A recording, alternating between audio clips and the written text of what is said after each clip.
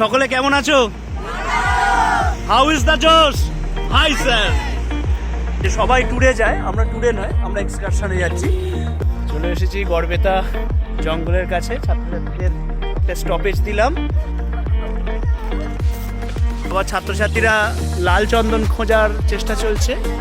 Recent Pushpa 2 এর প্রভাব পড়েছে এদের মধ্যে। আমরা প্রবেশ করছি কোথায়?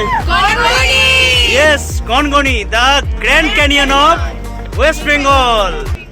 সকলকে গুড মর্নিং। আজকে স্কুলের একটি এডুকেশনাল ট্যুর হতে চলেছে ছেলে মেয়েদের নিয়ে। আমরা দেখতেই পাচ্ছি ছেলেমেয়েরা একেবারে স্কুলের মাঠে অবস্থিত রয়েছে। আজকে আমরা চলেছি পশ্চিমবঙ্গের grand canyon গনগনিতে। Deulpur high school থেকে আজকে জিওগ্রাফি ডিপার্টমেন্টের পক্ষ থেকে আমাদের একটি ফিল্ড এক্সকারশন হচ্ছে। আমরা চলেছি কোথায়? Gongoni. G for Grand Canyon. ঠিক, আমরা সকলে মিলে চলেছি Grand Canyon of West Bengal গনগনিতে। Hip hip. চলো, সকল ছাত্রছাত্রীরা আস্তে আস্তে ট্রাভেলারে উঠতে শুরু করেছে। চলো এসো।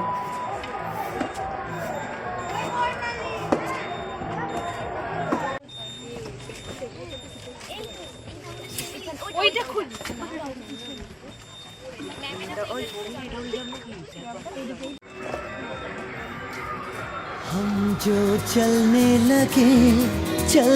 लगे हैं ये रास्ते, मंजिल से बेहतर लगने लगे हैं ये रास्ते। आओ खो जाए हम, हो जाए हम यूं लापता। आओ मीलों चले जाना कहाँ ना हो पता। हम जो चलने लगे हैं ये रास्ते, मंजिल से बेहतर लगने लगे हैं ये रास्ते।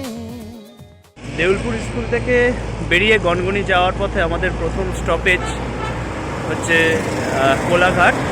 এই কোলাঘাটের কাছে আমরা একটি রেস্টুরেন্টের কাছে এসেছি, রাধারানী হোটেল অ্যান্ড রেস্টুরেন্ট। এখানেই আমাদের সকল ছাত্রছাত্রীদেরকে সকালবেলার যে ব্রেকফাস্ট, সেই ব্রেকফাস্ট করিয়ে নিয়ে আমরা আবার আধ ঘন্টার মধ্যে বেরিয়ে যাব। দেখতে থাকি আমাদের ছাত্রছাত্রীরা কী করছে, একবার দেখে নিই। দেউলপুর হাই স্কুল থেকে বেরিয়ে আমরা সকলে মিলে চলে এসেছি কোলাঘাটের একটি রেস্টুরেন্টের কাছে। সকালবেলার আমরা ব্রেকফাস্ট করে নিলাম। সকলে কেমন আছো? হাউ ইজ দ্য জোশ? Hi sir. বেশ, সকলে মিলে তাহলে আবার আমরা গাড়িতে উঠে পড়ি। এবার আমাদের একেবারে স্টপেজ, ফাইনাল স্টপেজ হবে গনগনিতে। এখান থেকে আমাদের মোটামুটি 2 ঘন্টা সময় লাগবে। 2 ঘন্টার মধ্যে আমরা পৌঁছে যাব। এইমাত্র আমরা কোলাঘাট ক্রস করে পাঁশকুড়ার দিকে এগিয়ে যাচ্ছি। এই যে একটা জায়গায় যাচ্ছি, এটাকে বলা হয় ক্ষেত্র সমীক্ষা বা ফিল্ড স্টাডি বলা হয়। যাই তানিয়ার কাছে, তানিয়ার থেকে জেনে নিই। আচ্ছা তানিয়া, আমাদের এই যে ফিল্ড স্টাডি, এই ফিল্ড স্টাডি ব্যাপারটা কি এবং কেনই বা করা হয়, এটা যদি একটুখানি তুমি বলো। পশ্চিমবঙ্গের উচ্চ মাধ্যমিক শিক্ষা সংসদে ভূগোল বিষয়ের প্রকল্প কর্মগুলির মধ্যে একটি অন্যতম হল ক্ষেত্র সমীক্ষা বা ফিল্ড এক্সকারশন। ফিল্ড এক্সকারশন কি? ক্ষেত্র সমীক্ষা, এটির মাধ্যমে আমরা কোনো একটি বিশেষ বা নির্দিষ্ট স্থানের ভৌগোলিক পরিবেশ, সেখানকার সাধারণ মানুষের জীবনযাত্রা কীরকম, সেখানকার মানুষের স্বাস্থ্য, রুচি, রোজগার, রাজনীতি, প্রচলিত সংস্কৃতি, কৃষিকাজ, শিল্পজাত উৎপাদন কীরকম, সেই সম্বন্ধে আমরা ক্ষেত্র সমীক্ষার মাধ্যমে একটি ধারণা লাভ করি। মানে একটা জায়গায় গিয়ে সেই সম্পর্কে একটা রিপোর্ট তৈরি করা। হ্যাঁ, যার জন্য আমরা আজকে প্রত্যেকেই বেরিয়ে পড়েছি গনগনির উদ্দেশ্যে। আমরা সেখানে গিয়ে আজকে আর্থসামাজিক ব্যাপারটাকে যত না তুলে ধরবো, তার থেকে বেশি আমরা প্রাকৃতিক বিষয়টার উপর গুরুত্ব আরোপ করবো। এবং কেন করব সেটা আমাদের তানিয়া খুব সুন্দরভাবে বলল।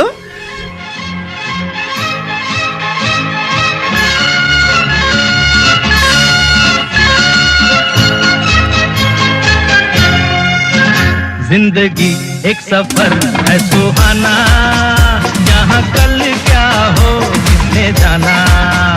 जिंदगी एक सफर है सुहाना, यहाँ कल क्या हो किसने जाना।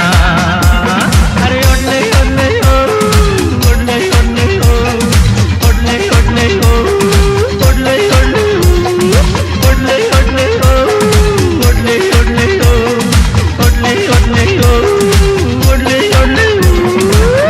चाँद तारों से चलना है आगे, आसमानों से बढ़ना है आगे।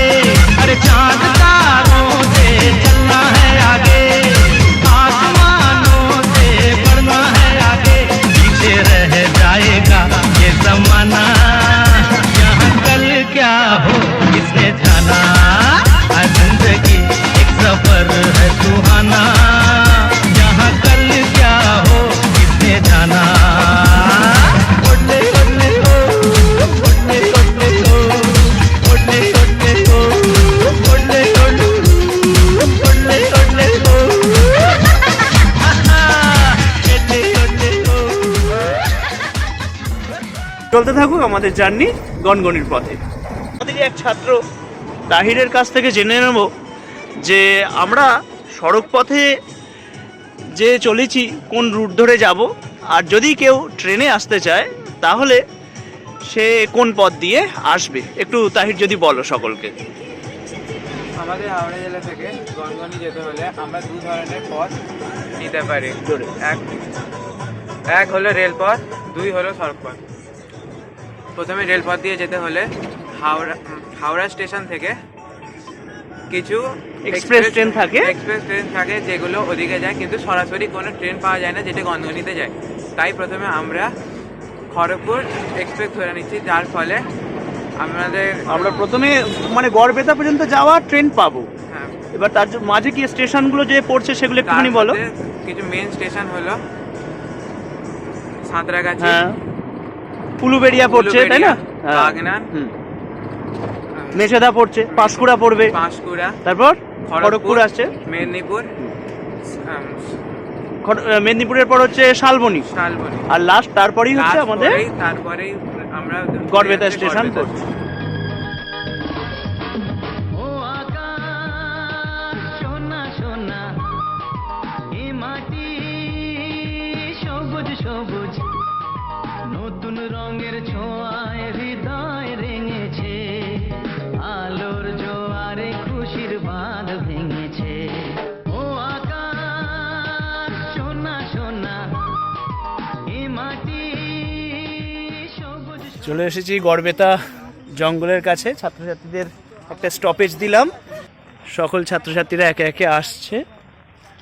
আমরা এই অঞ্চলের স্বাভাবিক উদ্ভিদের ধরনটা কীরকম, এখানে কি ধরনের গাছপালা জন্মায়, কেন জন্মায়, সেগুলো আমরা আমাদের এই ছাত্রী রুমির থেকে একটুখানি জেনে নেব।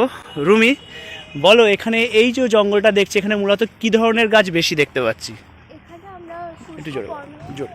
শুষ্ক পর্ণমোচী উদ্ভিদ দেখতে পাচ্ছি। যেহেতু এই অঞ্চলটি ল্যাটেরাইট মৃত্তিকা অঞ্চল, তাই এখানে এই ল্যাটেরাইট মৃত্তিকা অম্লধর্মী হয় এবং এই মৃত্তিকার জল ধারণ ক্ষমতা কম হয়, তাই বিশেষত এখানে শুষ্ক পর্ণমোচী উদ্ভিদই দেখা যায়, যেমন শাল, সেগুন, এছাড়াও অর্জুন, ইউক্যালিপটাস, কাজু বাদাম ইত্যাদি গাছ দেখা যায়। এখানে প্রায় 60% শাল গাছ। কেমন লাগছে এই জঙ্গলটা সকলের? কেমন লাগছে রে বাবা? আবার ছাত্রছাত্রীরা লাল চন্দন খোঁজার চেষ্টা চলছে।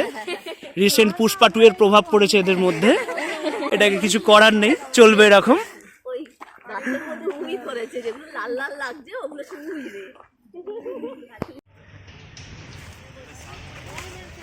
তোমরা যে শাল সেগুনের জঙ্গলে এসেছো, কেমন লাগছে তোমাদের সকলের?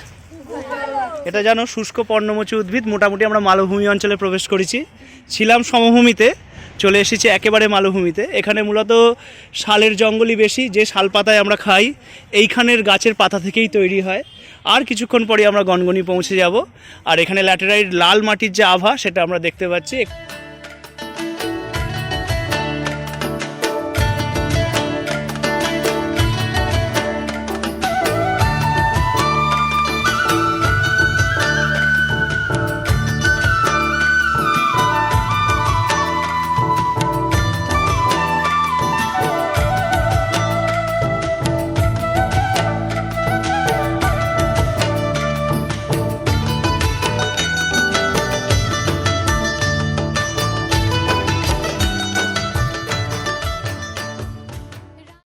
এখন আমরা সোজা বেরিয়ে যাচ্ছি শিলাবতী নদীর তীরে ল্যাটেরাইট মৃত্তিকা সমৃদ্ধ ব্যাডল্যান্ড গনগনি। আমরা প্রবেশ করছি কোথায়? Yes, Gangani, the grand Canyon of West Bengal. মার্কিন যুক্তরাষ্ট্রের যে গ্র্যান্ড ক্যানিয়ন, সেখানে হয়তো কোনোদিন আমাদের যাওয়ার সামর্থ্য হবে কিনা জানি না, তার ক্ষুদ্র সংস্করণ হচ্ছে পশ্চিমবঙ্গের গনগনির এই গ্র্যান্ড ক্যানিয়ন। চলে এসেছি the grand Canyon of West Bengal. সব ছাত্রছাত্রীরা একে একে নামছে।